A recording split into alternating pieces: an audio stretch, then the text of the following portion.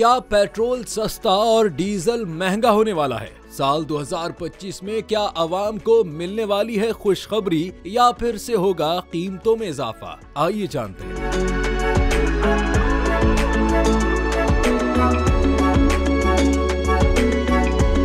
हुकूमत की जानिब से आइंदा 15 रोज के लिए मुल्क में पेट्रोल सस्ता और डीजल महंगा किए जाने का इम्कान जाहिर किया गया है। मुल्क में आइंदा 15 रोज के लिए पेट्रोलियम मसनूआत की नई कीमतों का ऐलान 1 जनवरी को होगा। मीडिया रिपोर्ट्स के मुताबिक 1 जनवरी से पेट्रोल की फी लीटर कीमत में 2 रुपए कमी मुतवक्के है, जबकि डीजल की कीमत में 3 रुपए 62 पैसे फी लीटर इजाफे का इम्कान है। इस रद्दोबदल के नतीजे में पेट्रोल की कीमत 250 रुपए 20 पैसे फी लीटर हो सकती है और डीजल की कीमत इजाफे के बाद 259 रुपए फी लीटर होने की तवक्को है।